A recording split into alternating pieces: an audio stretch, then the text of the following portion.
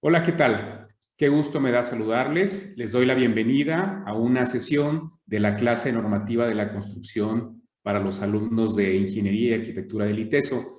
Y bueno, en esta ocasión vamos a abordar un tema que creo que va a ser de interés para todos ustedes en relación a la normatividad municipal en materia de la construcción. Y lo peculiar de la sesión del día de hoy es que nos hace favor de acompañarnos un profesor invitado, el arquitecto Daniel Lepe, también egresado del ITESO, quien ha desempeñado varios cargos a nivel municipal y estatal relacionado con la construcción. Y bueno, él nos va a platicar un poco sus experiencias acerca de este tema. Por favor, si tienes alguna inquietud, alguna duda, quisieras preguntarle algo al profesor invitado, no dudes en dejar tu pregunta ya fuera en los propios comentarios de este video, o bien puedes mandarlos por correo electrónico a carlosainz@iteso.mx o a través del chat de WhatsApp que hemos establecido para esta clase. Por favor, no te quedes con dudas y si tienes algún material adicional sobre el tema que podría ser útil para tus compañeros, también por favor compártelo. Bien, pues con mucho gusto los dejo entonces con el arquitecto Daniel Lepe. Me gustaría que esto fuera más que una clase, obviamente, pues una plática, una charla entre amigos. Yo platicarles un poco de la experiencia, las cosas con las que en mi ejercicio profesional me he topado, o cosas que me han complicado un poco el proceso de obra,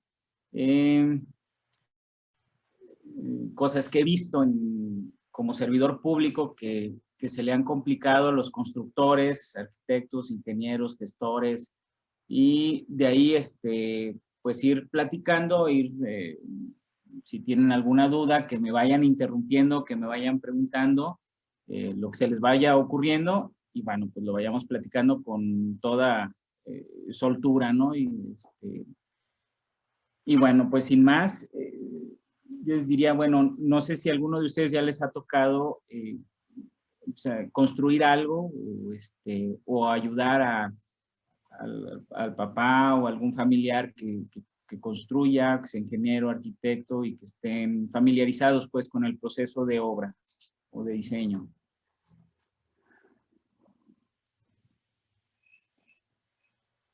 ¿Ninguno le ha tocado? A mí sí. ¿Sí? ¿Cómo ha sido tu experiencia? ¿En qué has podido apoyar? Pues ahorita, de hecho, estoy ayudándole a un tío mío, trae una obra, trabaja en obras públicas, pues. Muy bien. Hay una obra de pavimentación en la barca. Entonces, a veces voy para allá y le ayudo con croquis o pues cualquier cosa que me pidan. Ahora, de obra pública básicamente ha sido Sí. tu experiencia. Muy bien, pues está padre, está interesante. ¿Alguien más de obra pública o privada? ¿No? Bueno, a mí me gustaría partir de un tema que tiene que ver con el diseño, porque cuando pensamos en, bueno, pues somos arquitectos, llega alguien a encargarnos el proyecto de su casa y empezamos a diseñar alegremente dentro de lo que nos piden los clientes. Vamos a ver el terreno, vemos las necesidades y a veces cometemos el error, digo, ahora que se utiliza mucho, en mis tiempos no había tantos cotos y tantos fraccionamientos con reglamentación interna. De alguna manera eso nos ha ayudado como arquitectos porque nos hace ver que hay ciertas reglamentaciones, hay ciertas cosas que tenemos que cuidar en el diseño, es decir, no podemos diseñar como si estuviéramos en el cerro sin ninguna restricción, sino que tenemos que respetar, y empiezan a aparecer palabras como servidumbres, restricciones, alturas, algunos te restringen materiales en fachadas, colores incluso, y son temas, son cosas que antes de empezar el diseño tendríamos que empezar a ver. Y yo diría, antes de empezar a poner una raya en el papel, incluso si te piden algo que no sea una casa habitación, empezar con el dictamen de trazos, usos y destinos. Es decir, qué sí te permiten hacer y qué no te permiten hacer, porque luego Te dicen, ah, bueno, pues yo quiero hacer un autobaño, diseñame algo muy padre. Y empiezas a diseñar y empiezas a echar rayas. Y cuando tienes el proyecto, es, bueno, perfecto, vamos a empezar a construirlo. Resulta que el predio no tiene esa factibilidad de uso y tú ya le invertiste tiempo, si no es que el cliente ya te pagó el proyecto y resulta que no se puede, ¿no? Y empieza ahí un calvario para ambos, ¿no? Para el dueño y para ti como proyectista, porque pues no tomaron en cuenta que el uso que querían no se podía hacer, el destino que querías darle al predio, pues no se permite, ¿no? Entonces, es importante que empecemos con el dictamen y podamos decir, bueno, pues quiero oficinas y resulta que no se pueden o están condicionadas a ciertas cosas, ¿no? Ciertas características. Y eso te va a ir ayudando a ti y a tu cliente, pues a ir definiendo. Entonces, lo primero, yo diría, empezar con el dictamen de trazos, usos y destinos. Y el segundo paso que te pide la autoridad municipal básicamente es el alineamiento y número oficial. Más que el alineamiento, que no es más otra cosa más que decir cuánto tienes de frente, que tú ya sabes con tu escritura y el número oficial que te va a tocar, básicamente a ti como proyectista lo que te va a decir son las servidumbres y restricciones que tiene el predio. Y bueno, pues finalmente la servidumbre, me supongo que igual ya la saben, pero bueno, lo voy a repetir, es la restricción que tienes de construcción al frente del predio. Si está en esquina, tienes una restricción frontal y una restricción lateral. Hay fraccionamientos que tienes restricciones frontal, lateral y posterior, depende del fraccionamiento, pero siempre hay restricciones. Y esas es muy, muy difícil que las puedas evitar o eliminar, a menos que ya estés en una sola zona consolidada, es decir, que sea una zona vieja, por ejemplo, el centro, que es, pues, ¿cuál servidumbre, no? Todas las casas están construidas a paño, o una zona, es decir, no sé, Oblatos, que ya ha sido invadida por los vecinos, y bueno, ahí hay otras formas de alguna manera por consolidación o por imagen urbana, decir, bueno, ya la mayoría invadió y te pueden permitir invadirlo, pero finalmente yo digo que para empezar un proyecto necesitas por lo menos el dictamen para saber que lo que te están pidiendo es posible construirlo en ese lugar, y segunda, que el alineamiento, pedir el alineamiento, que es las restricciones que tienes para construir. ¿Cuántos metros tengo que dejar por fuerza al frente sin construir y cuántos atrás? Y con eso igual te van dando los coeficientes, que no sé si ya están familiarizados con los famosos COS y CUS, coeficiente de ocupación del suelo y de utilización del suelo, ¿no? Y entonces ahí te marcan el porcentaje del terreno sobre el que puedes construir, que es el de ocupación del suelo, y el de utilización, que es el porcentaje, por lo general es el doble del COS, de construcción que puedes utilizar, o la cantidad de metros cuadrados que puedes construir, y eso ya te permite jugar un poco con dos niveles. Básicamente el CUS o el coeficiente de utilización del suelo lo que te dice es cuántos niveles casi puedes construir, ¿no? Hay fraccionamientos que tienes restricciones de altura o de niveles, ¿no? Entonces, hay fraccionamientos que te dicen es habitacional y no puedes construir más que 2 niveles y hay una restricción de altura de 8 metros con todo y tinacos, etcétera, ¿no? Entonces, esos pequeños detalles que uno podría pensar, pues luego te dan al traste cuando ya estás con tu proyecto casi terminado y resulta que ya cuando lo llevas para autorización, pues hay que hacerle modificaciones, ¿no?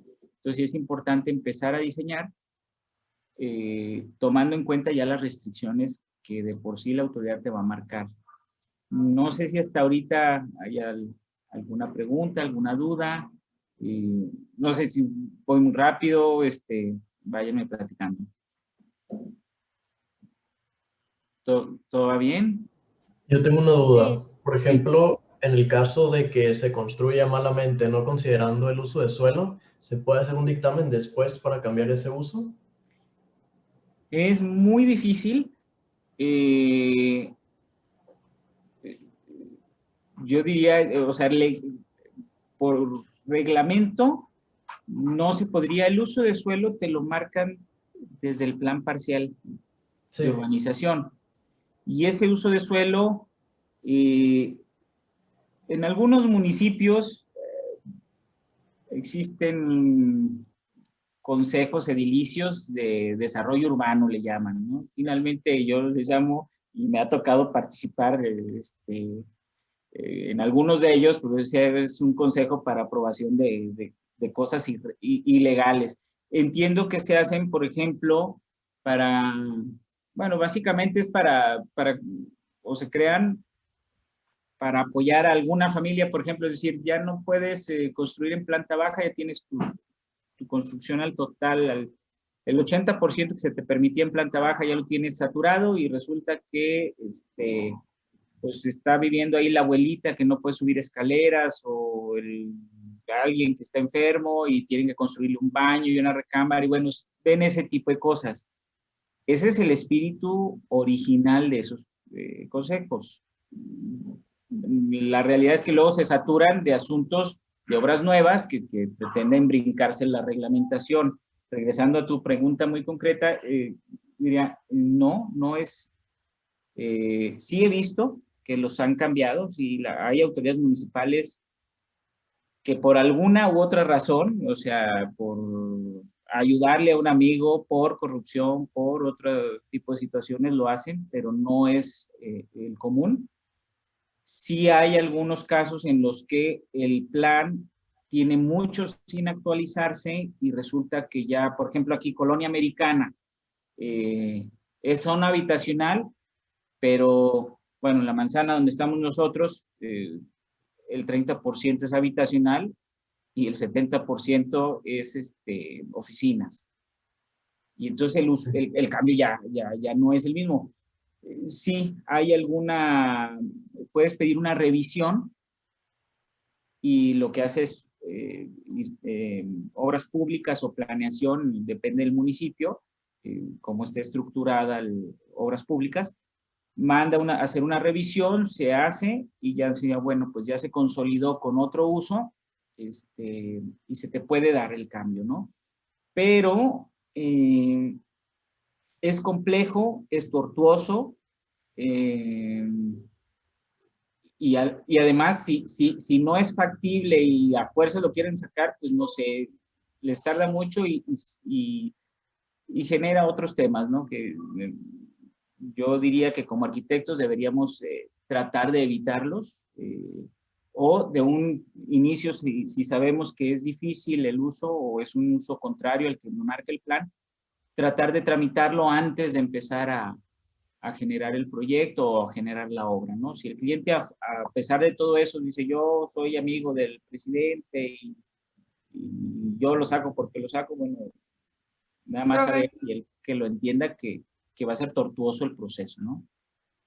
¿Y legalmente qué es lo que influye? Digamos que yo lo saco antes de hacer el proyecto, o sea, ¿qué es lo que influye para que me den el sí o el no? O sea, la verdad es que quiero saber eso por si alguna vez me dan un terreno o algo así, saber si es factible hacer como vivienda vertical en un lugar donde no, o sea, no sé, donde solamente hay comercio o cosas así. Mira, O sea, ¿en qué es lo que depende? está muy padre tu pregunta porque básicamente todos deberíamos conocer los planes parciales de urbanización. Y en el plan parcial te marcan usos, destinos, coeficientes, las vialidades hasta velocidad de proyecto, todo lo que viene en el reglamento de zonificación y en el código urbano. Yo digo, no tenemos que aprendernos el código urbano, a menos que te dediques ya a estar ahí en Prodeur, una cosa de esas, pero bueno, yo como arquitecto diría, no me sé el reglamento, no me sé el código urbano de pe a pa, pero sé que ahí puedo encontrar la respuesta cuando tengo un problema de este tipo, y sé que lo que sí tenemos, aunque no seamos urbanistas, lo que sí tendríamos que hacer es darnos una embarradita de cómo leer los planes parciales, porque los planes parciales son públicos. Algunos municipios como Zapopan, como Guadalajara, Tlaquepaque, no sé si Tonalá, pero por lo menos esos 3 municipios, entiendo que en su página los puedes encontrar. En la página de internet puedes revisar usos de suelo, coeficientes, y si hay algo que no te checa, que creas que puedas revisar, ya puedes solicitar el dictamen de trazos, usos y destinos. No son trámites ni complejos ni caros, y con ese dictamen ya te pueden decir, ya te dice la autoridad si te permite o no te permite el uso específico que tú quieres. A veces el uso de suelo, es decir, yo quiero poner, no se me ocurre, una mueblería en Avenida Patria, y bueno, pues el uso de suelo perfectamente te lo da, pero resulta que la superficie del predio que tienes no te da por superficie. Dice, oye, porque te van a pedir cajones de estacionamiento, te van a pedir, quizás, depende del uso, ¿no? Pero hay usos que te piden incluso un patio de maniobras, etcétera, etcétera, ¿no? Entonces ya el terreno no te da para tanto. Entonces hay veces que el uso de suelo sí te da, pero la superficie del terreno ya no te la da. Ahí es donde empiezas como a poder empezar a evaluar si el proyecto te da o no, o si la puedes pelear, digamos, por así decir, o no en el ayuntamiento. ¿Pero qué te lo da? Pues el plan parcial, que es un documento legal. Digamos que finalmente el plan parcial se autoriza por los, digamos, diputados municipales, que son los regidores. El presidente municipal, los regidores, avalan con base en una consulta pública que se supone que se debe de hacer y se hace, pero que es una consulta que desde que yo era estudiante hemos peleado. Es una consulta que se hace con ganas de que no participen, ¿no? Se pone ahí la consulta en el Palacio Municipal, en alguna delegación, ahí algo se pega en algunos planos, y pues ahí sí sabes, ahí si quieres, y nadie se enteran los interesados, y bueno, se aprueban básicamente, yo diría lastimosamente, con muchas inexactitudes, ¿no? Pero bueno, partiendo de ahí, el plan parcial es lo que deberíamos de conocer, porque es lo que te va a marcar servidumbres, restricciones, usos, alineamientos y todo eso, ¿no? Ok. Gracias, profe. No, ¿de qué? Continuando con este tema, fíjense, hay una instancia, porque uno puede decir, bueno, yo conozco algo de reglamentación, pero la verdad es que pues no es nuestra chamba, pues no somos abogados, y sí somos arquitectos, pero bueno, nuestra chamba está en construir, en pegar ladrillos, en diseñar, y no tanto en bronquearnos con el municipio y si a quién le toca, si a obras públicas y demás. Bueno, hay una instancia que no sé si ya platicaron con Carlos Romero, pero bueno, o ya platicarán con él, pero existe la Procuraduría de Desarrollo Urbano, que está a cuadra y media de los Arcos de Avenida Vallarta, muy cerquita de la Minerva. Es una institución que a mí me parece que es muy rescatable en términos de la atención que te da como ciudadano y de lo que te resuelve. La Procuraduría de Desarrollo Urbano lo que hace es atender conflictos entre un particular y el municipio o gobierno del estado. No resuelve problemas entre particulares, es decir, no se mete a ver que si el vecino me invadió 2 metros o construyó algo que no me gusta, eso no lo ve. Solamente ve asuntos de conflicto entre un particular y la autoridad. Y puede ser un asunto de conflicto o una autorización mal dada, es decir, que tú como vecino digas, oye, me autorizaron al lado de mi casa, que es habitacional, pues no sé, una vinatería o un colegio, ¿no?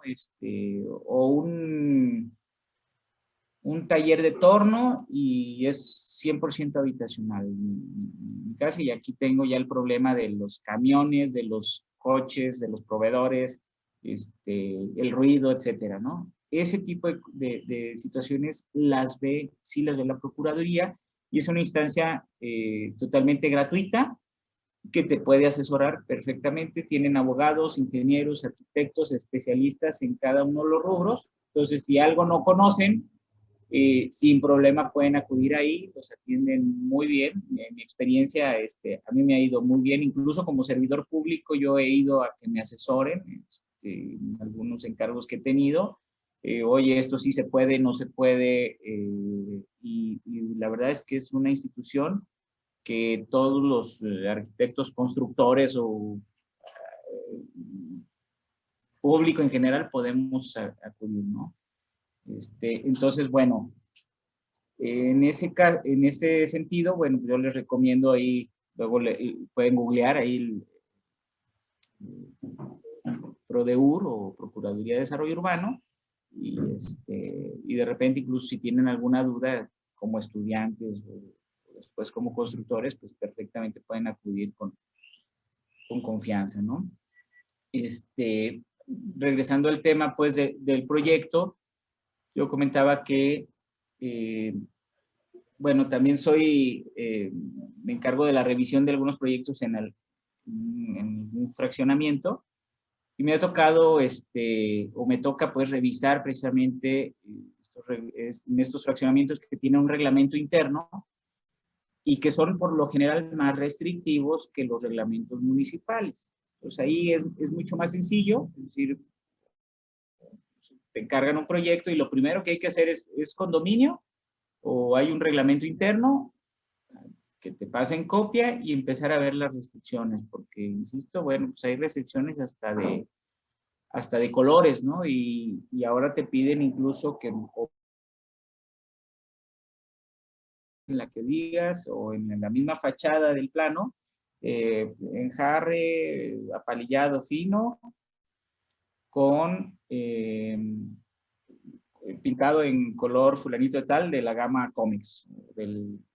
Y entonces, bueno, son cosas que vas desde el proyecto tienes que ir previendo, o que no se deben de ver instalaciones desde la calle, ¿no? Y entonces no previste que el tinaco tiene que tener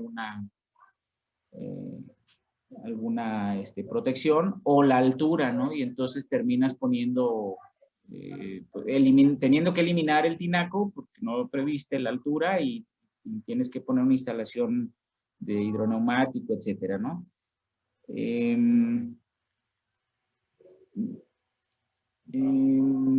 Entonces, en cuanto a proyecto, pues yo diría que los tips básicos para mí, lo primero que yo hago es revisar uso de suelo, restricciones,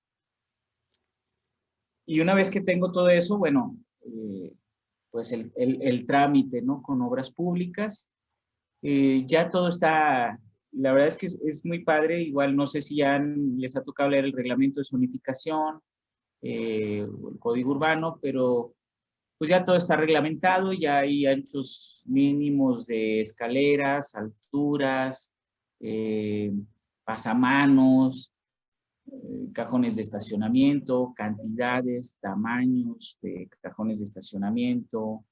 Entonces, bueno, realmente cuando uno está diseñando, yo tengo que hacer una placita comercial, a cuántos cajones me tocan, de qué tamaños, qué porcentajes puedo poner, las rampas de accesibilidad, el porcentaje de la pendiente, a qué altura los pasamanos. Entonces, bueno, yo insisto, no hay que aprendérselos de memoria, pero sí saber dónde puedes encontrar esta información, y la que corresponde, en este caso, pues al Estado de Jalisco, ¿no? Los reglamentos de zonificación ya están, en algunos municipios ya son municipales, y cuando no hay, se puede utilizar supletoriamente el del Estado de Jalisco. Básicamente es el mismo, ¿no? Copiaron, pegaron, le pusieron su logo, y cada municipio lo tiene, pero es la misma información. Entonces, Tengo una duda. Sí. Por ejemplo, hay veces en las que el reglamento de zonificación difiere en algunas cosas del de protección civil. Ahí, por ejemplo, ¿cuál es el que rige? Depende del giro comercial. Es decir, si tú no estás construyendo una casa de habitación y tienes lo que estás construyendo es un giro comercial que va a requerir de la revisión de protección civil, yo te sugiero utiliza la protección civil, pero sí hay una parte del reglamento que te dice, o del código urbano, que te dice que cuando en un tema coinciden 2 o más reglamentos, usarás la más restrictiva, y esa es la que te van a aplicar. Entonces, digo, si no es la más restrictiva protección civil, por lo general sí, ahí te la puedes jugar un poco, ¿no? Pero en el código urbano, sí te dice cuando coincida, vas a tener que utilizar la más restrictiva. A veces es la federal, porque para temas de protección civil ya entran normas sociales mexicanas, ya entran leyes federales también de protección civil, y bueno, ahí ya empiezas, depende de, cuando aumentas la complejidad del proyecto también empiezan a intervenir más leyes y reglamentos, pero siempre es así, la más restrictiva es la que te van a aplicar. Va, gracias.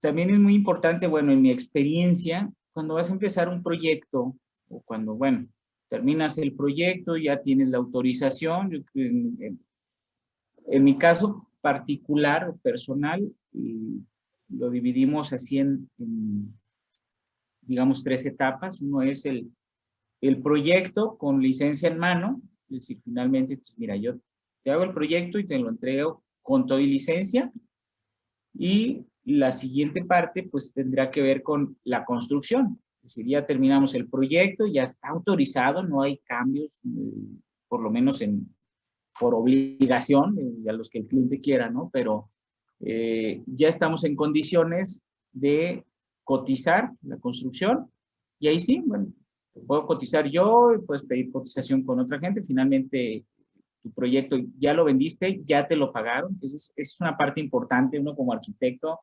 ingeniero, oye, que el proyecto con obra, mira, vamos trabajándolo por etapas, terminamos el proyecto te cuesta tanto, te lo entrego si quieres con licencia de construcción, te lo entrego para que veas con autoridades municipales, con autorizaciones municipales, y eso te cuesta tanto. Y una vez que esté terminado, entonces podemos empezar a platicar de cuánto cuesta. Sí puedes empezar a ver precio por metro cuadrado construido y demás, pero bueno, una vez realmente no puedes cotizar algo en forma hasta que está el proyecto terminado y empiezas a ver ya temas de acabados, ¿no? Y en ese sentido es importante que consideren, porque es parte del proceso de obra, y con los clientes el tema del seguro social. Es engorroso, hay que tener ciertos cuidados con el tema, pero yo diría básico, no puedes traer una obra sin seguro con tu gente, porque de entrada el cliente es el patrón. O si tú eres el constructor y tú dices, bueno, yo voy a ser el patrón, el cliente es obligado solidario, también tiene responsabilidad. Entonces tiene que tener claro el cliente que es un tema que yo no veo conveniente eludir, además de que, bueno, si ustedes ya tienen un equipo de trabajo, pues sabrán que con el seguro social, con las cuotas del seguro social también se cubre para el trabajador el tema de la pensión. Por lo general los albañiles no tienen un trabajo fijo, un empleo fijo, entonces van cotizando su pensión conforme les van o no dando seguro social. Entonces, bueno, es un tema que vale la pena uno cuidar a su gente en todos los sentidos, es decir, cuidarla en términos de que tengan pues una atención médica, que tengan una pensión, si hay algún accidente, la familia que tenga una mínima pensión o sea, y que ustedes estén protegidos, porque si algo sucede en la obra con alguien y le pasa, se muere o queda con algún problema de invalidez, bueno, pues es además de engorroso, costoso, ¿no? Para el cliente y para ti como arquitecto. Entonces, bueno, es un tema que vale la pena, no me gustaría obviar, que es un tema que vale la pena que lo piensen cuando vayan a construir, no obvien el tema del seguro. El sindicato no se los van a poder eludir a menos que construyan un coto. Esos se van siguiendo los camiones de los repartidores del material y les caen porque les caen. Así que igual, pues es un tema que van a tener que primero que les caiga y pues contratar un contrato de sindicato. Yo en alguna ocasión estaba construyendo mi casa y bueno, ni mis albañiles querían sindicato, me corrieron 2 veces al gestor y me dejaron un emplazamiento a huelga, un documento. Entonces yo fui con un amigo que trabajaba en la Secretaría del Trabajo. Me dice, ¿sabes qué? Mira, ve y hazte un contrato rápido porque estos sí te pueden parar la obra. Y aunque los albañiles no los quieran y los corran a pedradas, supuestamente están defendiendo un derecho. Así que lo mejor es que contrates, si no es con él, pues rápido, contrátate uno que te dan un contrato, cuesta 500 pesos, 800 pesos, depende de la obra, 1000 pesos. Y te lo quitas de encima, no los vuelves a ver y no te paran la obra, porque aunque no los quieran los albañiles, según ellos están defendiendo un derecho y entonces tienen derecho incluso a clausurarte la obra, ¿no? Porque los tienes sin su derecho a sindicalizarse, ¿no? Entonces, bueno, son temitas que poco vemos en las clases, ¿no? Pero que a la hora de empezar a construir, bueno, sí te dan un dolor de cabeza. En el IMSS o el Seguro Social sí pinta en el presupuesto. Entonces, sí se tiene que considerar, porque sí es algo costoso. Y ahora el gobierno del Estado, hay otro impuesto que es el 2% al salario. También antes, tendrá unos 3, 4 años que se está cobrando en casa habitación, porque bueno, en obra pública nunca te lo dejan ir, ¿no? Siempre pues, ellos mismos te lo están contratando, te piden que les compruebes el 2% del salario, pero en obras privadas ya también están empezando a llegar notificaciones. Entonces tú de repente ya la obra terminada y te habla tu cliente, oiga, me está trayendo un requerimiento de X cantidad, porque que debemos, pues que debemos, ¿no? Y resulta, pues, no se consideró que hay ese impuesto estatal que ya como sacas licencia municipal, pues también piden tanto el Seguro Social como el gobierno del Estado un listado de licencias otorgadas por los municipios y con ese listado pues empiezan a mandar a sus notificadores si es que no te has acercado con ellos a hacer los pagos, ¿no? Entonces, el del 2% del salario no impacta tanto en el costo total del presupuesto que tú tengas, pero el del IMSS sí. Entonces, para que lo tengan consciente y el cliente lo sepa, ¿no? Si no lo quiere pagar, bueno, nada más tener consciente que en algún momento lo va a tener que pagar, por las buenas o por las malas, y por las malas pues es la mordida típica, y la verdad es, bueno, en mi caso no me gusta, porque finalmente terminas fregando a tu colaborador, pues, ¿no? A tu albañil, ¿no? Que es el que terminas quitándole parte de su ahorro de pensión, parte de su Infonavit, etcétera, ¿no? Pero bueno. Profe, una pregunta. ¿Sí? Bueno, 2. Mencionó que el cliente es solidario obligado de la contratación del IMSS, pero respecto a que de la pena si pasa algo o de asegurarse que la persona que está contratando tiene seguro. Y 2, si el arquitecto tiene alguna responsabilidad social, responsabilidad civil, si se cae la obra o algo. Fíjate, qué interesante tu pregunta. Mira, en el IMSS, el tema del IMSS, el propietario de la obra es obligado. Aunque él diga, yo contraté a este arquitecto y tendría que ponerlo en algún contrato que el arquitecto se encargará de los trámites. Es decir, digo, ya, aquí Carlos y a lo mejor algunas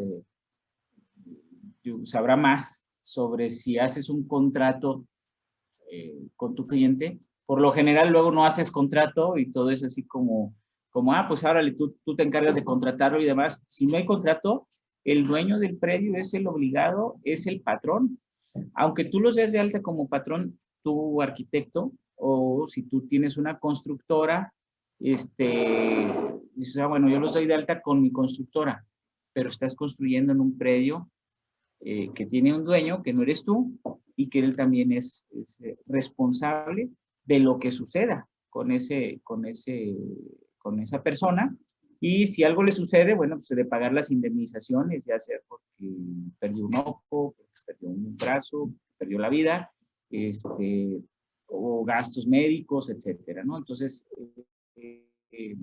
si a menos que esté en un contrato, y eso sí, no sabía decírtelo bien, pero entiendo que a menos que esté con un contrato en el que especifiques bien que la constructora se hará cargo de todos los trámites, el cliente es obligado, ¿no?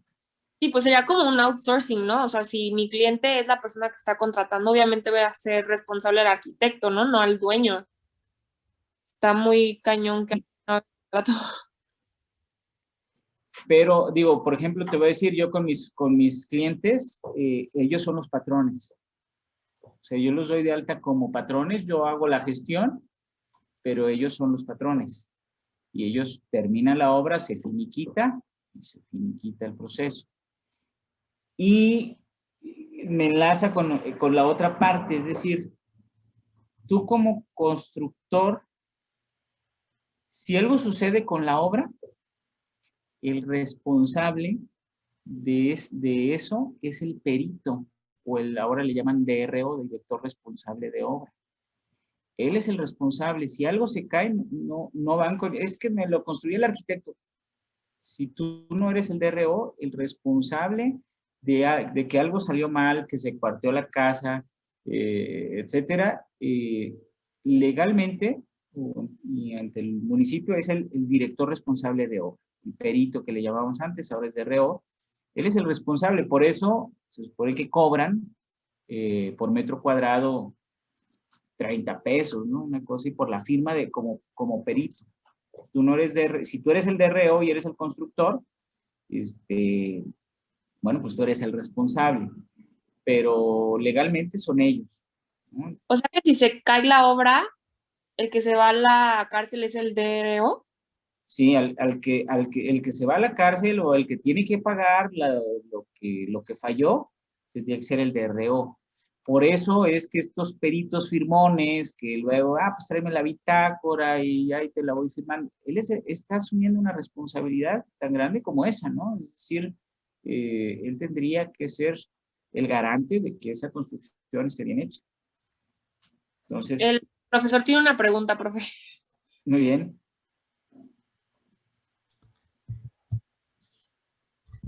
Hola, perdón, nomás así rapidísimo. Es que aquí nada más tendríamos que entender, hay diferentes dimensiones de responsabilidad, Cami. Depende, o sea, en la responsabilidad administrativa entra como responsable el perito, como comentaba Daniel, pero en la responsabilidad contractual, por eso es importante los contratos, cómo los hacemos, ¿no? Lo que ya un tema que ya vimos aquí en clase, pero el arquitecto es responsable por la prestación del servicio.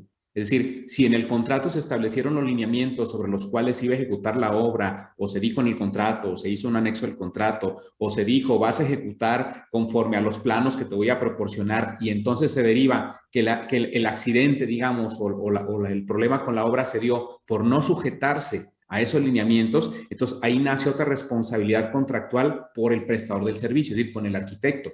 Pero una cosa importante, el dueño de la obra siempre va a ser responsable. O sea, no hay un esquema donde el dueño de la obra nunca sea responsable. Siempre va a ser en un primer grado o en un segundo grado, siempre puede llegar a ser responsable porque es el dueño de la obra. Lo que sucede es que funcionamos en sistemas de responsabilidades trianguladas, donde primero, ¿quién es el primer responsable? Y si eventualmente yo, dueño de la obra, tuviera que responder, vamos a pensar que desafortunadamente se cayó la obra y se mataron a una persona que iba pasando por ahí. Bueno, el dueño de la obra va a tener que responder por esa parte. y después él va a poder repetir contra él, dependiendo qué fue lo que derivó el daño, contra el arquitecto y obviamente también contra el propio perito, porque él tenía que estar revisando, el perito del ayuntamiento tenía que estar revisando constantemente que la obra se haya ejecutado conforme a los planos que fueron autorizados por el ayuntamiento. Entonces, o sea, una cosa es lo que dice el papel y otra cosa es que estemos vigilando, de ahí la importancia de las bitácoras, ¿no? O sea, porque te van dando una radiografía de que se va ejecutando conforme se dijo en el plano que te autorizó el ayuntamiento. Ahora, por otro lado, para no tomar mucho tiempo, el tema del IMSS, ¿se acuerdan lo que vimos cuando invitamos a Carla, que nos explicaba el tema laboral y el tema de seguridad social? Ok, tú mencionabas la cuestión del outsourcing, Camila. El outsourcing es un esquema que, por cierto, no se han escuchado las noticias, está ahorita la discusión, quieren penalizar ese tema del outsourcing. El 1 de mayo, reforma, profe. ¿Mande? El 1 de mayo ya entra la reforma. Ajá, bueno, hay ahorita algunos voces políticas que dicen que hay un convenio con empresarios y que probablemente se lo lleven al siguiente año, no sabemos. El chiste cuál es que el outsourcing es donde yo soy la constructora y contrato a un prestador de servicios de personal, o sea, un outsourcing, que ellos sean los que contraten a los albañiles, vamos a pensar. Sin embargo, si aquel no cumple con las obligaciones ante el IMSS, pero es obligado conmigo. Y eso lo vamos a encontrar en los artículos 15C de la Ley Federal del Trabajo, vamos a encontrar en los 15 de la Ley del Seguro Social y lo vamos a encontrar también en los 15 de la Ley de Infonavit. Coincidentemente, son los mismos artículos, nomás varía la letra. O sea, estamos hablando de dimensiones de responsabilidad diferente. Una cosa es la civil, la contractual, etcétera, de que dijimos al principio, y otra es de frente al Seguro Social o al Infonavit. Porque acuérdense que estos organismos son lo que se conocen como OFAS, organismos fiscales autónomos. Entonces, a ellos les va a valer ¿A ellos por qué van? A ellos no les importa si la obra se cayó o no. A ellos les importa que si se cayó una barda y se mató un trabajador, que lo tuvieras asegurado. Si no lo tenías asegurado, entonces te van a fijar lo que se llama capital constitutivo por la vía fiscal y te lo van a cobrar a ti, patrón. Y si el que figuraba como patrón era el outsourcing, Cami, y se peló o no pagó, entonces se van contra el primer contratante. O sea, en el tema del Seguro Social siempre va a haber un responsable final y siempre el responsable final es el propio patrón o quien está prestando, quien se contrató con el cliente para prestar el servicio de construcción, vamos a decirlo así. No sé si me doy a entender. Que esto se liga mucho con lo que vimos con Carla. Pero hay una manera de deslindar de responsabilidad a un arquitecto. Mira, mientras el arquitecto haya ejecutado conforme a lo contratado y conforme a la normatividad municipal, el arquitecto tendría manera de defenderse. Pero desafortunadamente vives en un país donde de entrada, si el gobierno quiere echarte la bronca a ti, te la va a echar. Y tendrías tú que defenderte y tendrías tú que deslindar esa responsabilidad. O sea, si la pregunta es, ¿hay un esquema donde el arquitecto quede puro e inmaculado? La respuesta es no, no la hay. ¿Qué tiene que hacer el arquitecto? Tiene que protegerse, tiene que cuidar sus contratos, tiene que cerciorarse que cumplió con la especificación de la norma. Digamos, si por ejemplo el plan autorizado por el ayuntamiento dice que tienes que usar viga de 8 pulgadas y metiste de 4, ¿no? Pues ¿quién era el encargado? Tú. ¿Quién es el responsable? Tú. Y entonces el responsable vas a ser tú. Pero todo esto se va a ir a partir de la construcción de evidencias y de imputaciones. Es decir, depende si es un tema penal, depende si es un tema civil o contractual, o depende si es un tema administrativo fiscal con el Seguro Social o con el Infonavit. No sé si me voy a entender. O sea, se abren diferentes dimensiones.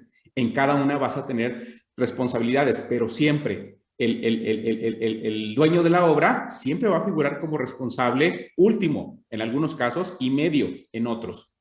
Pero el arquitecto podría estar, o sea, el arquitecto no puede decir, es que yo, fíjate que pues yo me contrataron, yo hice la obra, se cayó, ups, perdón, no, espérame, ¿qué hiciste tú para incidir en ese daño? Entonces, va a depender, Camila, de la participación en la dimensión administrativa, en la contractual o en la penal en su caso, en la que participó ese arquitecto. No sé si me explico. Qué complicada carrera escogieron, compañeros.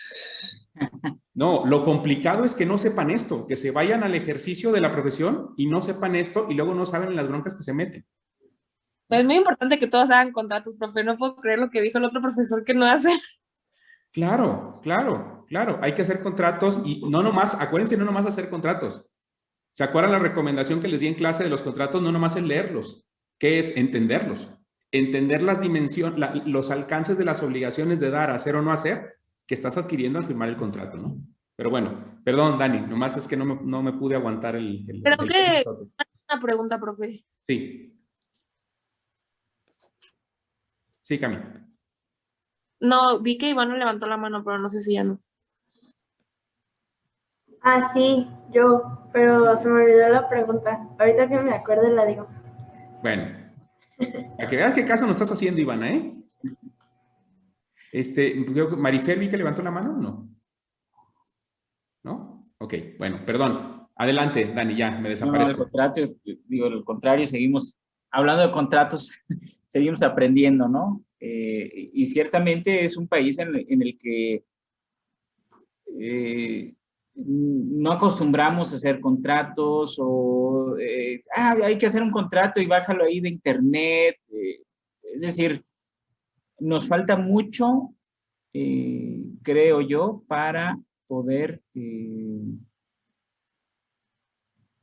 dar una prestación del servicio en la que seamos capaces de tener claro hasta dónde es nuestra responsabilidad o deslindar responsabilidades. A mí, cuando estuve en inspección de Zapopan, bueno, sí me tocó ver temas de gente que tenía una casa, por ejemplo, en Colinas de San Javier con un muro de contención de concreto de 12 metros de altura y un relleno y se les vino abajo. Y sobre la casa del vecino abajo, ¿no? Entonces se les metió incluso a alguna de las recámaras, escombro, tierra. Allí aprendí yo la importancia de tener un contrato, porque finalmente la autoridad municipal inmediatamente, cuando sucede una cosa de esas, inmediatamente lo primero que hace es ir a clausurar. Entre que son peras o manzanas para que digan, estoy haciendo mi trabajo, ¿no? Ya para qué clausura, ¿no? Más bien, eso tendría que haber sido antes, tu inspector debió haber visto que no estabas teniendo tus sistemas de seguridad o tus arneses para los albañiles o en este caso la construcción, ¿no? Pero en el caso específico que el vecino de abajo, bueno, pues era un dueño de agencias de autos, entonces perfectamente tenía sus abogados, se metió sus abogados, y bueno, el que terminó pagando todo, porque el de arriba pues era un constructor de casas, finalmente el que terminó pagando todo fue el perito y el constructor del muro, ¿no? Es decir, el dueño pues finalmente los hizo que pagaran todo porque tenía un contrato. Entonces, si no lo hayan dejado a él con la bronca sola, y finalmente lo que hizo fue pues, hacer valer sus contratos y obligar tanto al perito como al constructor que pagaran pues la limpieza y el volver a hacer el muro, que fueron varios millones, ¿no? Entonces, Profe, sí ¿como cuánto tardan en decir quién fue el culpable? O sea, bueno, ¿es cosa de meses o días? depende mucho de lo que logren presionar o de lo que estén de acuerdo. Es decir, que ese tema se solucionó rápido porque finalmente él tenía sus contratos y dijo, mira, tarde o temprano me lo van a pagar. Mejor que me lo paguen ahorita, ¿no? Y bueno, los responsables de alguna manera dijeron, bueno, pues efectivamente, además, a lo mejor era un tema de decir, bueno, es mi cliente, mejor sí le respondo y me sigue dando trabajo. Casos que llegaron a un acuerdo, pero sí los presionó, ¿no? Es decir, yo tengo mis contratos porque a mí me tocó en ese caso como inspección, como jefe de inspección, pues citarlos y decir, a ver, este es un tema de particulares, yo como autoridad municipal, lo que me toca es sentarlos y decir, a ver, ¿se pueden poner de acuerdo? ¿Responden, no responden? En principio el dueño de la casa que afectó, digamos, no la que tuvo la afectación, sino la que se le derrumbó el muro, quería deslindarse, o sea, no hay forma de deslindarte, es tu muro de contención, no tuviste la precaución y en principio, ante la autoridad municipal, tú eres el responsable. Si tu contratista, ya es un problema tuyo con tu gente que contrataste, pero la propiedad es tuya, tú eres el responsable y si algo hubiera sucedido, o sea, aplastado a alguien, la responsabilidad es de él. Es decir, finalmente es como cuando le prestas un coche a alguien, ¿no? Y atropella a alguien, pues tú eres el dueño y no lo ibas manejando, pero tú eres el dueño, ¿no? Entonces de repente, bueno, ya no me voy a meter en cosas de abogados, si no acaba de regañar Carlos, ¿no? Pero es un poco eso, es decir, tú eres el propietario del predio y tienes responsabilidad.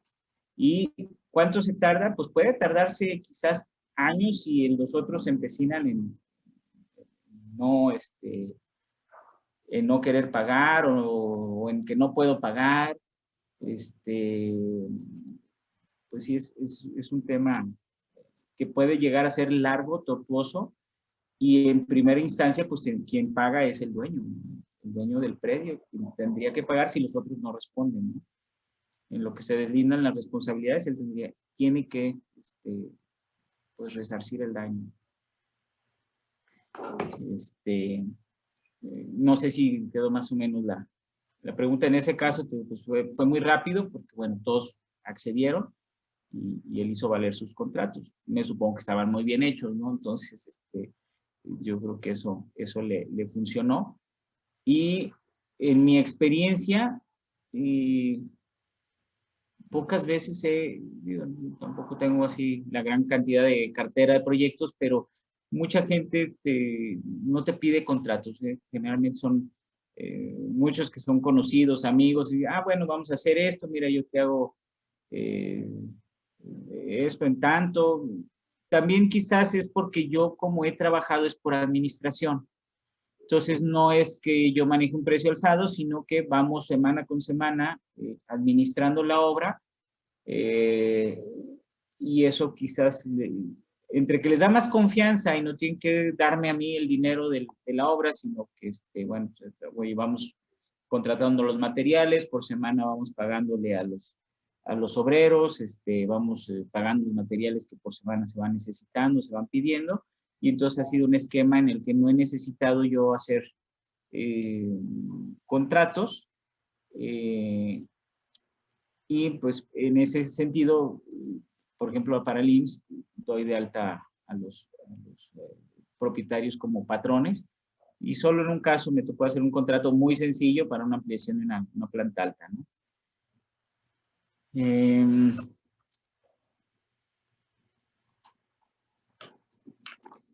¿Qué otras instancias? Digo, no se me escapan algunos temas.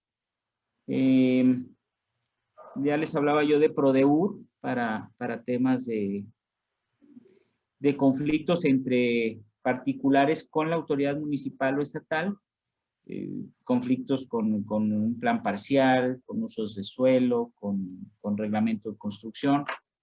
Y también está CEMADET. Hacia la administración pasada se hicieron algunos cambios. Antes el gobierno del estado, a través de la Secretaría de Infraestructura y Obra Pública, SIOP, ellos ejecutaban la obra pública y además apoyaban a hacer la planeación urbana, sobre todo los municipios pues que no contaban con el recurso o el recurso técnico incluso, ¿no? Para poder hacer la planeación del desarrollo urbano en sus municipios. Entonces, el gobierno del estado presta ese apoyo y entonces a través antes de la CIOP, les ayudaba a hacer su planeación municipal en términos de desarrollo urbano. En la administración pasada dijeron, oye, bueno, lo primero que debe de ordenar es el territorio, digamos, pues es el plan de ordenamiento territorial, y empezaron a decir, y empezaron a de alguna manera decir, bueno, vamos a primero ordenar el territorio en términos de para qué es apto el territorio, dónde están las recargas de mantos acuíferos, dónde sí se puede construir, dónde es idóneo, dónde no es idóneo, dónde hay que proteger bosques, etcétera. Y entonces se especificó que primero debes de tener un plan de ordenamiento territorial y después los planes de centro de población, los planes parciales de urbanización y los planes de desarrollo urbano municipales, de tal suerte que pasaron de la Secretaría de Infraestructura y Obra Pública a la Secretaría del Medio Ambiente, a SEMADET, el área de planeación urbana, pensando precisamente en que si ahí están ordenando el territorio en términos medioambientales, también tendrían que ver, somos parte de ese ordenamiento, y entonces la planeación urbana tendría que ir en función del ordenamiento, no sé cómo decirlo, pues, pero no el ordenamiento medioambiental, sino finalmente en respeto a lo que el medio ambiente, a lo que el vocacionamiento natural del terreno pues, te permite. De tal suerte que SEMADET es otra instancia del gobierno del estado en la que pueden consultarse los planes parciales de urbanización. De igual manera los tiene PRODEUR. Yo la verdad es que si le recomendáis, cuando llegan conmigo con algún conflicto o que me comentan de algún tema, básicamente yo les digo, vayan a Procuraduría de Desarrollo Urbano y perfectamente ellos conocen y de los planes de desarrollo urbano, las consultas, ellos participan en las consultas, entonces bueno, pero bueno, eso es otra instancia con la que pueden contar y en la que pueden consultar sobre todo el tema de planeación urbana, ¿no? No sé si algo más se me escapa en términos de reglamentación. Bueno, pues creo que es todo. Bueno, comentarles, esto último se está todavía trabajando y bueno, hay profesores del ITESO muy, bueno, impulsando esta parte de la reglamentación en términos de desarrollo sustentable y de lograr alguna certificación, sobre todo para obras grandes. Y próximamente, por lo menos los municipios del área metropolitana de Guadalajara, es muy probable que empiecen a tener dentro de su reglamentación algunos lineamientos para la ejecución de la obra pública y privada, sobre todo cuando es obra grande, insisto, algún edificio o algo, empiecen a haber temas de uso de materiales, de reciclaje de agua, temas de paneles solares, etcétera, ¿no? Entonces, yo creo que este año lo someterán a consulta y quizás el próximo estén en proceso de autorización. Si las nuevas administraciones municipales no dicen otra cosa, ¿no? Que es un tema que ya les va a tocar a los nuevos alcaldes y a veces eso atora un poco el proceso. No sé si hay alguna duda, algún comentario.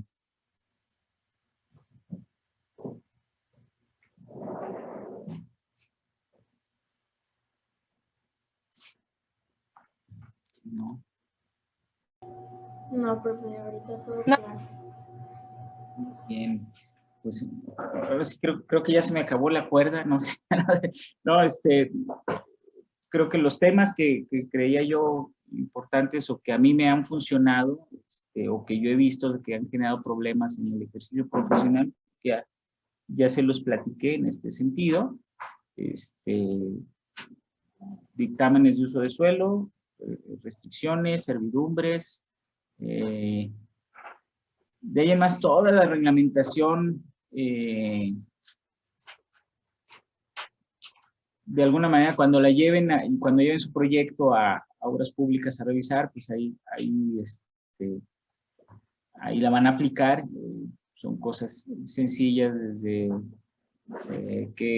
cómo ventilar superficies de ventanas, también eso está reglamentado, ¿no? Entonces, qué tan grandes deben ser las ventanas de acuerdo a la superficie que vas a ventilar por ahí,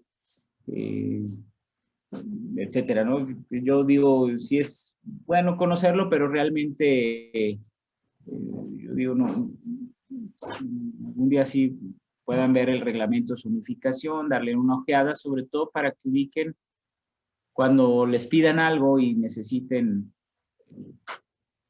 consultarlo, pues sepan dónde está, ¿no? Más o menos en qué apartado está.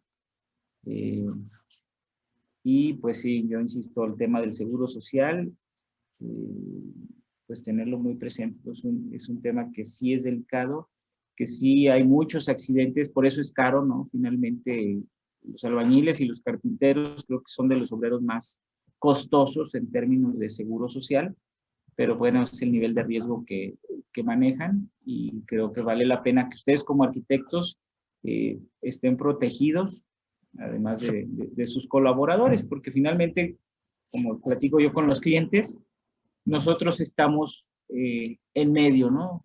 Finalmente nuestro cliente puede ser nuestro amigo al que le estemos construyendo la casa, pero finalmente también tenemos un grupo de colaboradores, de trabajadores que ya sea de planta o eventualmente estén trabajando con nosotros y yo creo que vale la pena pues también cuidar a tu gente. Si tú los cuidas, ellos te cuidan y de alguna manera creo que es recíproco, ¿no? Es decir, la manera de cuidarlos a ellos es tenerles trabajo seguro, un trabajo en donde tengan, pues sobre todo hay mucha gente que vive al día y que el apoyo del seguro, de poder, se les enferma un niño, la esposa, el tema que puedan llevar al seguro o a una consulta, a un tratamiento, a uno de los familiares, es para ellos muy importante.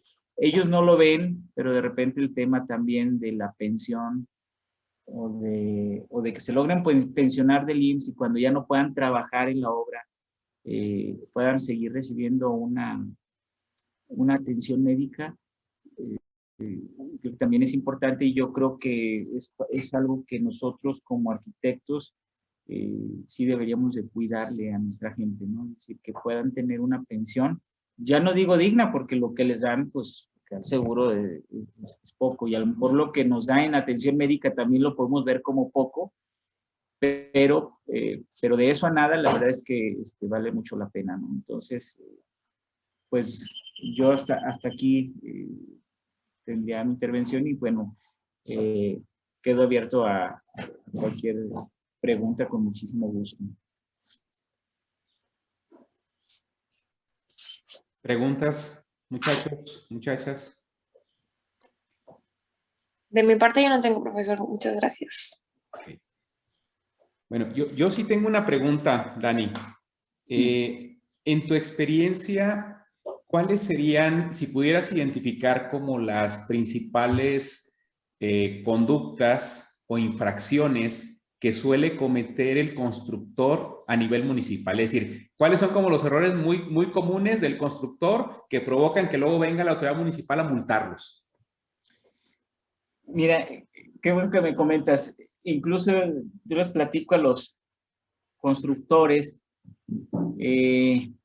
a veces incluso es una nimiedad la que hace que vaya el inspector a la obra y es un tema de una desatención con el vecino. Se empezó el albañil y empezó a enjarrar y no se fijó que estaba el coche del vecino estacionado, estaba enjarrando la barda lateral y ya embarró de mezcla el coche del vecino, ¿no? O están golpeando, abriendo y el vecino no sabe ni qué van a hacer ahí. Y entonces, bueno, pues el vecino habla a inspección y dice, oye, pues algo están haciendo, no sé qué sea, pero están haciendo mucho ruido, o ya me embarraron de mezcla mi coche, pues ahí va el inspector. Y digo, no porque no quieran que el inspector vaya a revisarles la obra, no es malo, pero hay muchas cosas que uno, por falta de atención o por una atención indebida, pudo haber evitado, ¿no? Es decir, no nos cuesta nada, bueno, como arquitecto, con los vecinos, con el posterior, decir, oye, mira, voy a empezar una obra, bueno, yo eso hago, una tarjetita de presentación, me presento, oye, mira, buenas tardes, usted es el arquitecto, vamos a empezar a hacer una casa aquí, cualquier cosa, cualquier problema que tengas con mi gente, y con toda confianza, márcame, inmediatamente estamos pues para ayudarles, cualquier duda que tengas, pues con toda la confianza, de tal suerte que cuando tengan un problema no le hablen al ayuntamiento, sino que te hablen a ti.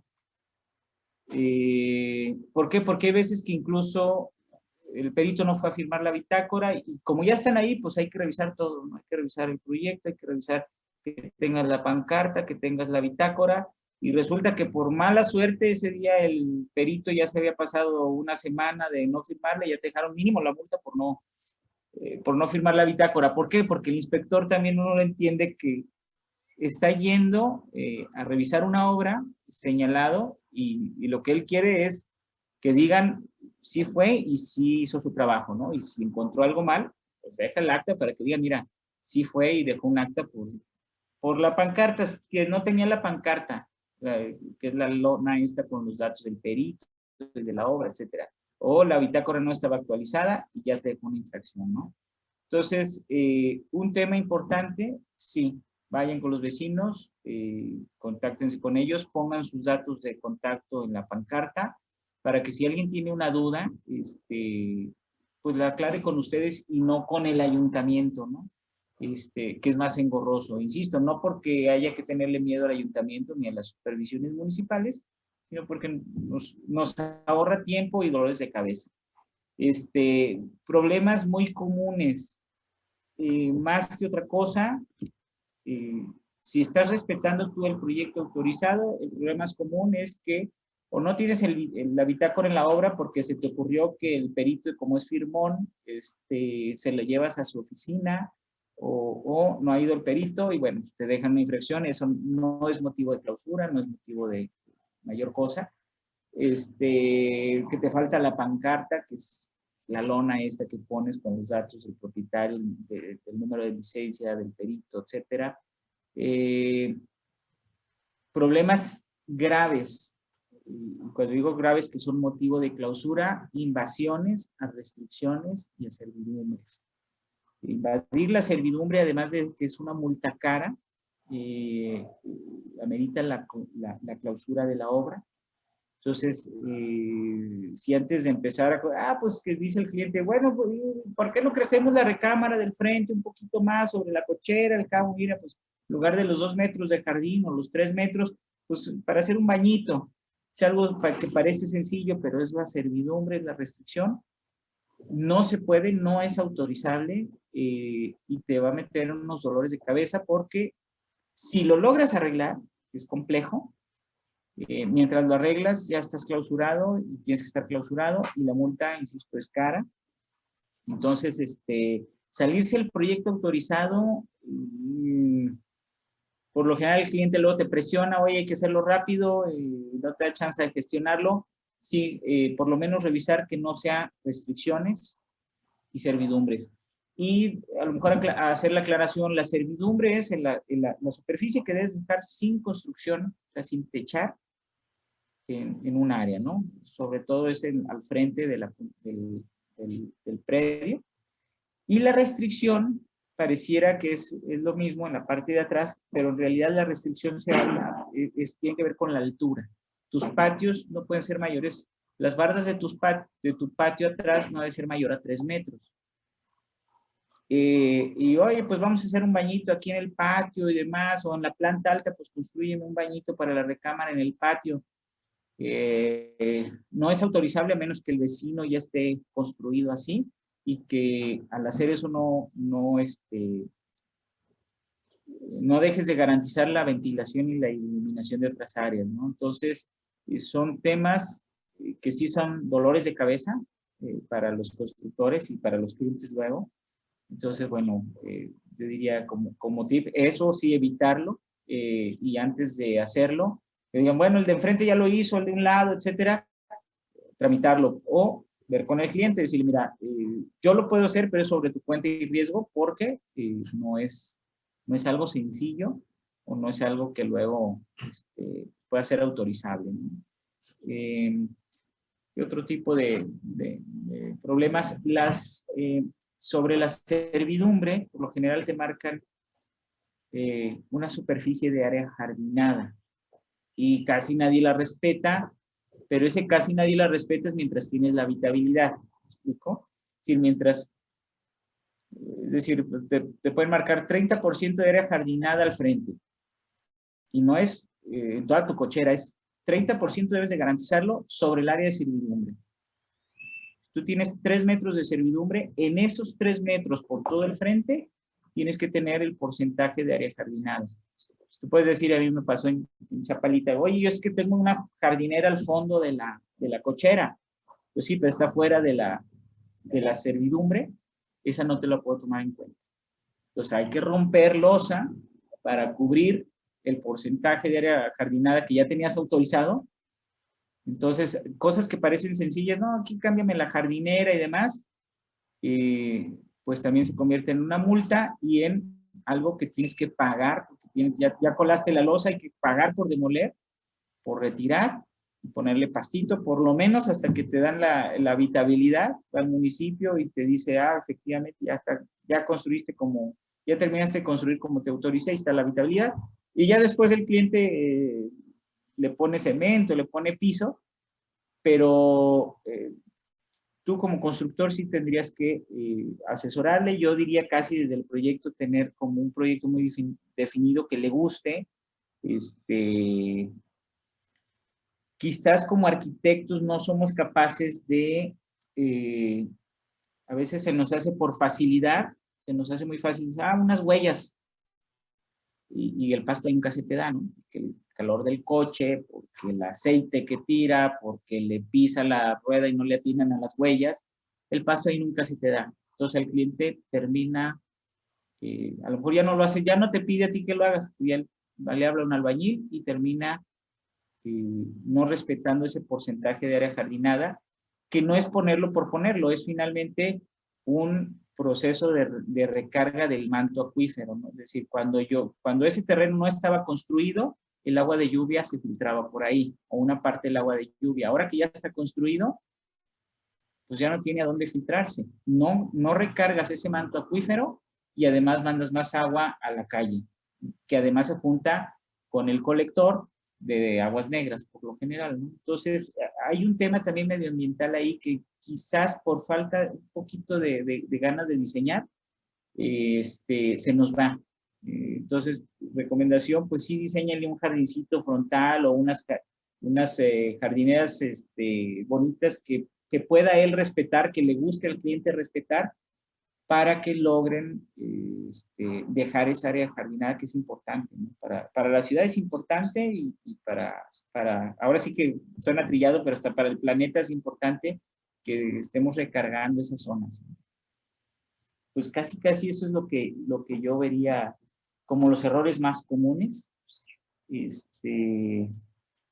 Y un contacto muy, muy, muy directo con los vecinos, que estén tranquilos, que les des tranquilidad tú como constructor y respetar restricciones y áreas jardinadas y servidumbres, ¿no?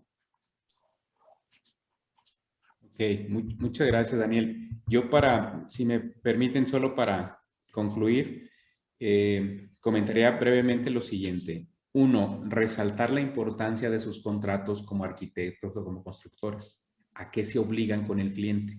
¿No?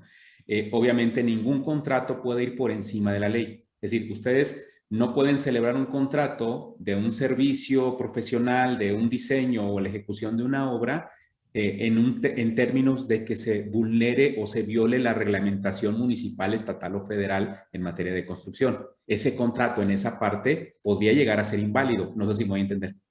O sea, pongo el caso que comentaba ahorita Daniel. Si la normatividad te establece que un 30% del área del frente tiene que ser jardinada, ¿no? Entonces tú no puedes, o sea, tú tendrías que celebrar tu contrato con tu cliente de hacerle la ejecución de esa obra, pero respetando la reglamentación municipal. O sea, si tú en tu contrato le pones, no, yo te voy a tapizar toda la cochera, ¿no? De cemento, sin respetar esa parte, en ese puntito podrías tú tener problemas después. O sea, ¿qué necesitas? Conocer un poco la reglamentación municipal y que tus contratos se alineen a eso. La forma más sencilla es que tú pongas una cláusula en tu contrato y donde tú te obligas a ejecutar la obra, pero sujetándote a la normatividad municipal en materia de construcción. No sé si me voy a entender. Entonces, si el cliente te pide A, B o C que no se sujeta, esa misma cláusula te ampara a ti para poder soportar el por qué no vas a ejecutar esa parte de esa obra como te lo pide y que entonces eso no lleve a un incumplimiento de tu parte de ese contrato. No sé si me voy a entender, ¿no? Entonces ahí lo importante de esta parte. Segundo, yo creo que es bien importante lo que comentas, Daniel, en cuanto a la comunicación con los vecinos, pero si eventualmente ya no se dio o te toca el vecino que aunque lo tomes en cuenta es conflictivo, hay instancias legales sin tenerse que ir a juicio, sin tenerse que ir a pleito, que nos sirven para mediar o para conciliar esos temas. Ustedes, si lo buscan en internet, lo van a encontrar como ELIJA, que es el Instituto Jalisciense de Justicia Alternativa. ELIJA, ya sea directamente o a través de abogados a los cuales ha certificado en materia de mediación o conciliación, ustedes lo pueden contratar para sentar al vecino que trae el problema, ¿no? Que es el que le está hablando 60 veces al ayuntamiento y que están jodi y que no te dejan ejecutar la obra porque vienen supervisión tras supervisión. Digo, me han dicho que hay de ese tipo de vecinos, ¿no? Entonces, ¿qué haces? Puedes acudir a esta instancia directamente al ELIJA o con uno de sus mediadores o conciliadores autorizados y invitas al vecino a que se siente a mediar y ellos el trabajo que hacen es buscar una solución mediada. No es un juicio, es sumamente rápido y es sumamente económico, ¿no? Entonces tienes esa otra posibilidad para que tu obra no se atore o no se detenga, ¿no? Entonces, y tercero, vamos a pensar que ya te llegó el ayuntamiento y ya te multó una vez por una cosa, por la bitácora, por lo que tú quieras y gustes. Todas esas multas deben seguir los principios constitucionales y legales de fundamentación y motivación. En mi experiencia muy personal, se los comparto, la mayoría de los ayuntamientos no cumplen con ese requisito, no fundan y motivan bien sus actas. ¿Por qué? Porque el que viene a supervisar es un ingeniero o es un arquitecto, no es un abogado, y no termina de entender bien esta parte. Entonces, ¿qué pasa? Que es común que cometan errores desde la orden de inspección, desde cómo circunstanciaron los hechos que después van a ser motivo para imponer la sanción, la multa, etcétera. ¿Qué quiero decirte con esto? Que eventualmente, si esa multa no cumple los requisitos legales, puedes impugnar esas multas. Te vas al tribunal, ya esto ya es un tribunal, te vas al Tribunal de Justicia Administrativa del Estado, que se le conocía como el TAE, y instauras un juicio en contra del ayuntamiento para demandarle la nulidad de esa multa o de esa orden de verificación, incluso de esa clausura.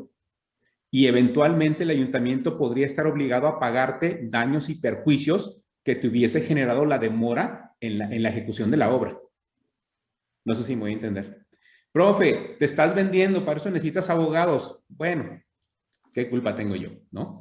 Es decir, pero lo que quiero que sepas es que tienes esas alternativas, tienes esas posibilidades. Profe, yo no quiero broncas con el ayuntamiento, pero no estoy de acuerdo porque el motivo por el que me multaron. Puedes hacer ambas cosas. Puedes ir a pagar la multa, para que con el pago de la multa vayas y pidas el levantamiento de los sellos de clausura, por ejemplo, y estando en tiempo, tú vas y presentas tu demanda. ¿Qué va a pasar? Que si ganas el juicio, te van a condenar al ayuntamiento a que te devuelva lo que pagaste de multa. Y entonces tienes una serie de alternativas y una serie de elementos que puedes conjugar, siempre buscando ¿qué? Pues que tu obra vaya conforme a la norma, pero también que no te genere retrasos y que puedas tú ejecutar y puedas cumplir con tu cliente de acuerdo a lo que pactaste en el contrato. Sin perjuicio de lo que alguna vez platicamos aquí en clase, que cuides en tus contratos las eventualidades. Y tú pones un plazo fijo para entregar la obra, pero no previste alguna eventualidad como la pandemia ahora, por ejemplo, bueno, pues eso te puede llevar a un incumplimiento. Tienes que prever también esos espacios de situaciones en las cuales salen de tus manos como constructor y puedes, no sea responsabilidad o no incurras en una responsabilidad o en una rescisión del contrato y que por lo tanto no te apliquen las penas o las sanciones que podrían derivar de ese mismo acuerdo de voluntades, ¿no? En fin, bueno. No sé si... Aquí me gustaría comentar algo y aprovechando, me tocó en un par de ocasiones un arquitecto que llegó preocupado porque hizo un contrato con una cláusula de tiempo de entrega de obra para una casa dentro de un condominio y ya traía la autorización del del fraccionamiento. Y bueno, pues muy seguro de que, bueno, siempre el fraccionamiento es más restrictivo que el municipio, hizo el contrato y no previó que los vecinos de otro fraccionamiento aledaño, había un amparo sobre esa zona y el ayuntamiento no estaba autorizando, no estaba impedido para dar autorizaciones en ese fraccionamiento. Entonces no podía sacar su permiso y ya tenía un contrato con una cláusula de tiempo. Entonces son cosas reales que pasan y que, digo, no sé, acá con los abogados podrán ver cuáles estas cláusulas que pudieran ser, si atendiendo la disponibilidad de la autorización municipal, qué sé yo, ¿no? Esto pasó en Tlaquepaque, en Zapopan a mí me tocó, cuando estuve en licencias iba llegando y también tenían un tema de un amparo en un fraccionamiento, pero resulta que se habían amparado por unas torres de departamentos que estaban pegadas a ese fraccionamiento que nada tenía que ver con el fondo del amparo quizás, pero pues ahí decían, bueno, yo como autoridad municipal me lavo las manos, a mí aquí están amparándose por el plan parcial y no autorizo nada en ese polígono. Bueno, también puede suceder que la autoridad se le pase la mano o se quieran lavar las manos y te perjudiquen de esa manera, ¿no? Yo así lo veo, ¿no? Entonces ya es un tema, digo, en este caso, pues yo sí lo vi con Prodeur, sí lo vi con los jurídicos, y bueno, dijimos, bueno, no tendríamos por qué estar no otorgando autorizaciones en este fraccionamiento que es horizontal, no es vertical, y no tiene nada que ver con el motivo del amparo, ¿no? Para estas cosas sí es importante que ustedes puedan acudir siempre a Prodeur, porque es un espacio que poca gente conoce y que ahí les pueden asesorar, les pueden decir si es correcto lo que te están diciendo o no es correcto, están mal, de acuerdo al reglamento, al código urbano, etcétera. Pero sí son cosas que suceden, que van a seguir sucediendo porque la gente cada vez más está haciendo uso pues igual de estas herramientas legales y si está en desacuerdo con una torre de departamentos que le está afectando, pues van y se amparan y demandan.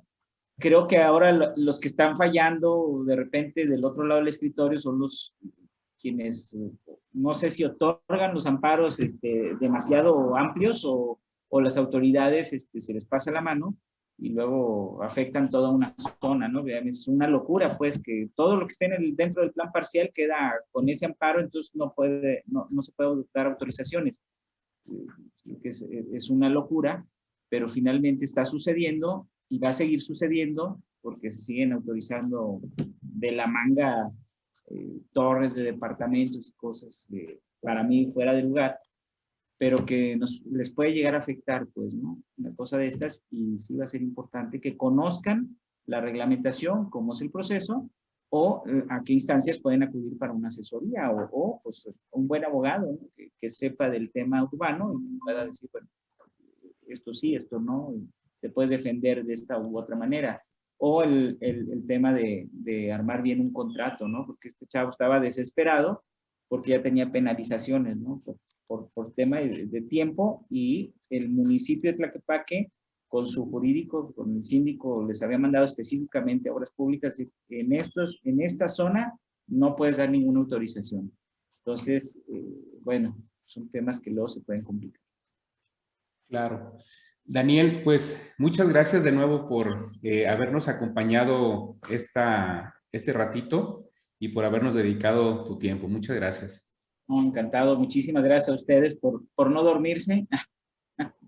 Pues ahí estamos a la orden, con mucho gusto. Muchas gracias. Muchachos, ¿alguien tiene alguna duda, alguna pregunta, algún comentario? ¿Todo bien? Ok, bueno, pues muchas gracias a todos. Nos vemos en la siguiente sesión. ¿De acuerdo? Muchas gracias, Daniel. De acuerdo, profe. Gracias. Gracias a todos. Profe. Buenas tardes. Gracias. Gracias, profe.